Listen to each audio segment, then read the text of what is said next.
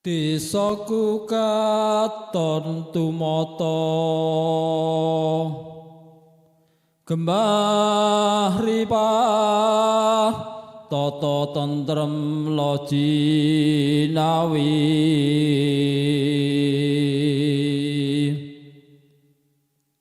ya prukun ratu karpadu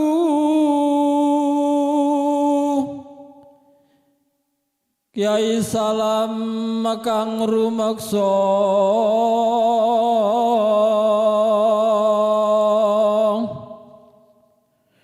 dukuh weruh samben sambong kang sinebut piyambake nate ngendika Sidakerta kang sayakti.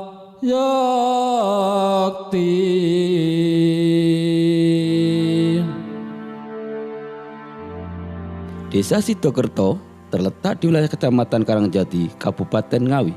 Luas Desa Sidakerta adalah 2,72 km persegi. Desa Sidakerta terbagi menjadi 4 dusun, yaitu Dusun Weru, Dusun Samben 1, Dusun Samben 2, dan Dusun Sambung. Dengan jumlah penduduk 3.280 jiwa. Topografi wilayah Desa Sidakerta merupakan dataran rendah yang sebagian besar bentangan alamnya merupakan persawahan dengan luasan kurang lebih 170 hektar yang mendorong sebagian besar penduduk memiliki mata pencarian sebagai petani. Wilayah Desa Sidakerta juga dilalui aliran anak sungai Bengawan Madiun yang menjadi batasan alam wilayah antar dusun. Di wilayah Sidakerta berdiri sebuah pasar yang telah digunakan sebagai aktivitas perdagangan sejak masa lampau. Secara historis, Desa Sidakerta sangat erat kaitannya dengan berdirinya Kerajaan Mataram Islam, di mana Sutawijaya memperluas kekuasaan wilayah Mataram sampai ke wilayah timur. Kuat dugaan leluhur ketiga perbekalan tersebut berasal dari wilayah Kerajaan Mataram Islam yang memiliki jangkauan wilayah kekuasaan sampai wilayah barat Jawa Timur. Dukuh Weru yang merupakan dukuh tertua lahir sekitar abad ke-16, di mana salah satu pengikut Retno Dumilah yang merupakan penguasa Kadipaten Purabaya yang bernama Duto Kresno diberi tugas untuk membuka hutan belantara.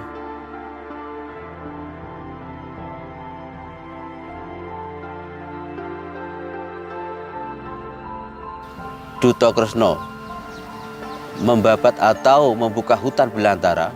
Di situ banyak pohon weru. Maka dengan itu Duto Kresno menamakan desa tersebut atau wilayah tersebut adalah dengan Dusun Weru. Setelah berjalannya kehidupan bermasyarakat di Dusun Weru, pada tahun 1825 hingga 1830 terjadilah Perang Jawa. Perang ini merupakan salah satu pertempuran terbesar yang pernah dialami oleh Belanda selama masa pendudukannya di Nusantara. Perang ini menegaskan penguasaan Belanda atas Pulau Jawa. Pada kurun waktu tersebut, banyak pengikut dari Pangeran Diponegoro yang mengasingkan diri ke pelosok-pelosok daerah untuk melanjutkan perjuangan dengan melakukan syiar Islam. Waktu iku Diponegoro kalah murak-marik prajurite. Ana sing mlayu ngidul ngetan kang asmane Abdus Salam. Nalika iku duwe murid sing jenenge Kyai Salam leren ing pesenggerahan utawa ning nggone wit kang gedhe iki jenenge wit sambi.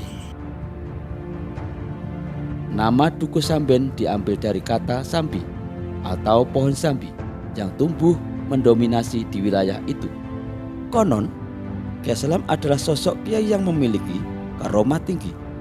Ketika beliau kesulitan menemukan mata air, untuk berwudu, beliau mengambil sebatang bambu dan ditancapkan di bawah pohon. Disitulah muncul mata air yang sangat deras dan jernih, dikenal dengan nama Sumur Bumbung. Dahulu kala pada saat Kiai Salam beserta pengikutnya melanjutkan babat alas ke wilayah utara, dikarenakan hari sudah menjelang malam atau orang Jawa menyebutnya Candi Olo, beliau memutuskan untuk beristirahat atau dalam istilah Jawa disebut ngombong.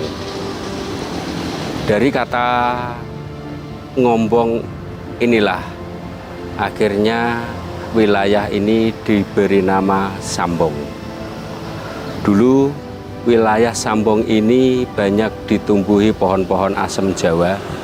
Salah satunya yang masih ada di tempat ini adalah pohon asem Jawa, lengkap dengan peninggalan berupa arca.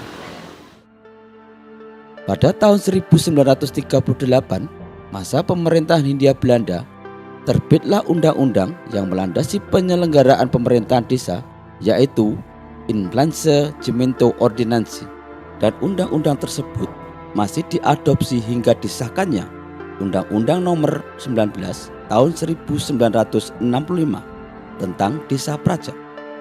Desa Sidokerto sendiri merupakan hasil penggabungan wilayah Dukuh Samben, Dukuh Weru, Dukuh Sambong yang tergabung pada masa pemerintahan Lurah Marto Sentono yang memimpin pada tahun 1918 hingga 1958.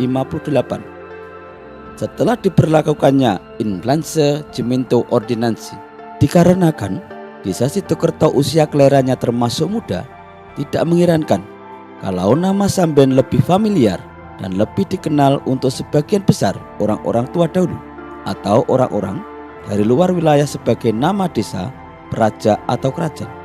Pada masa sebelum tahun 1965, bekel atau lurah atau kepala desa memiliki masa jabatan seumur hidup, dan setelah dilaksanakan Undang-Undang Nomor 5 tahun 1979, maka jabatan kepala desa mulai dibatasi. Dalam sejarah yang tercatat sejak tahun 1768 hingga pada saat ini, pucuk pemerintahan desa Sidokerto telah berganti sebanyak 13 kali.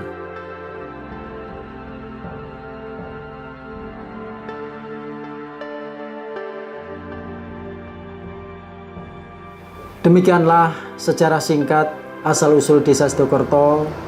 Besar harapan kami kepada semua lapisan masyarakat, khususnya generasi muda, sebagai penerus perjuangan untuk senantiasa mengenang jasa-jasa para leluhur.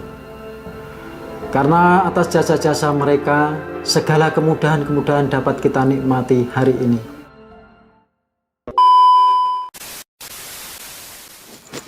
Apa ke? Iki lho Mbah, jarene Dion kok video sejarah Desa Sidokerto ketok ya apik. Tapi sik rokokmu apa ki? Kok anyar Mbah ki? Iki enak Mbah, murah ki mong. Jalan Mbah. Gundel. Kok gak enek biaya cukene? Murah Mbah wingke, aku njajal nih. Iya, tapi gak enek biaya cukene. Tak wae ngerti ya. Nggih Mbah. Nganggo rokok ilegal renek biaya cukene iki melanggar Undang-Undang Bea Cukai Nomor 39 tahun 2007. Hukumane pidana. Lah kowe apa gak isin ngringkuk ning penjara gara-gara rokok ilegal ngene iki? Nggih, Mbah. Nggih. Tak gua ya rokok iki. Coba kok piye to? Tenang, tak ijoli. Rokok ki sing nganggo bea cukai. Ya. Yo, suwun Mbah ya. Ya, oke.